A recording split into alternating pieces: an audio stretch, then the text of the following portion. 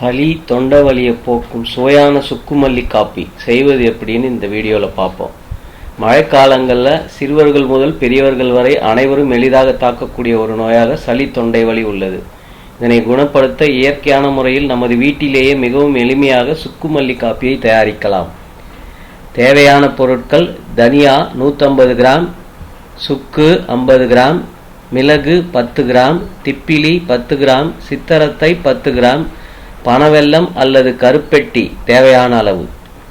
செய்முறை: பனை வெல்லம் அல்லது கருப்பெட்டியை தவிர்த்து தனியா, சுக்கு, மிளகு, திப்பிலி, சித்தரத்தை ஆகிய பொருட்களை தனித்தனியாக வெறும் வாணலியில் வறுத்து ஆற வைத்து மென்மையாக அரைத்து பொடி செய்து கொள்ள வேண்டும். பின் தயார் செய்த பொடியை காற்று போகாமல் மற்றும் ஈரம் இல்லாத ஒரு டப்பாவில் போட்டு வைக்க வேண்டும். பின் நமக்கு தேவையான போது ஒரு டம்ளர் தண்ணீருக்கு 2 டீஸ்பூன் பொடியை கலந்து தேவையான அளவு பனை வெல்லம் அல்லது கருப்பெட்டி சேர்த்து நன்கு கொதிக்க வைத்து பின் இறக்கி வடிகட்ட வேண்டும். இப்போது சுவையான மணமான சுக்குமல்லி காப்பி ரெடி. சுக்குமல்லி காப்பி சளி மற்றும் தொண்டை வலி இருக்கும் சிறுவர்கள் முதல் பெரியவர்கள் வரை அனைவரும் பருகி வரலாம். இதனால் நல்ல பலன் கிடைக்கும். இந்த வீடியோ பிடிச்சிருந்ததுன்னா லைக் பண்ணுங்க, சப்ஸ்கிரைப் பண்ணுங்க.